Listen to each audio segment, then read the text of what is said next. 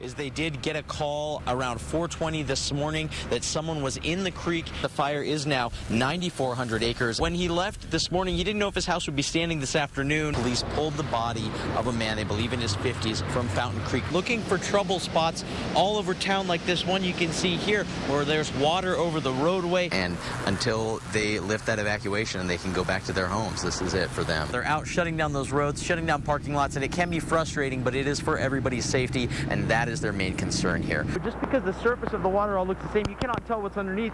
Take a look. You can see the top of my boots right here. Now I'll step over just a little ways, and the water is already up almost over the top of my boots. Now, we do not recommend getting in water like this, obviously, but just to demonstrate the difference that just about a foot makes in this water. For now, we'll send it back to you guys in the studio. We have 11 News reporter Dustin Cuzick, who's live there. He's been talking with authorities. A lot of rumors going around. Dustin, what can you tell us that authorities are telling you?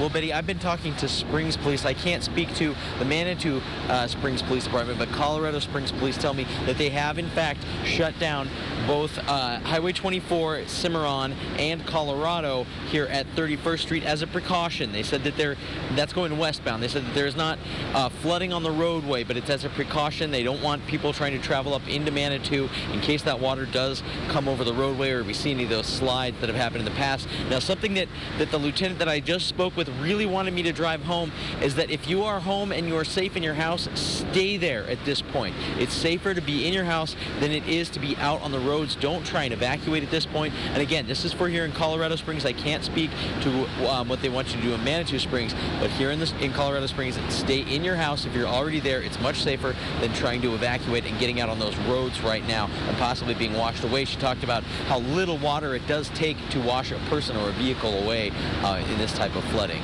For now, we'll send it back to you guys in the studio.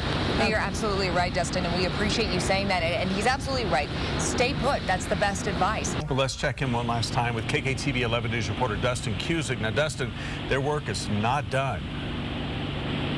John, no, it is far from done, and as the sun comes up and we get a better look at just why their work isn't done, look at this parking lot. It is flooded right now. Folks can't even get to their cars. Now, I'm here with Battalion Chief Troy Brenham. He was kind enough to take me along on a ride along this morning with that flood patrol. Tell me what you guys are out doing right now. We see some trucks and some lights behind us. What are you guys doing?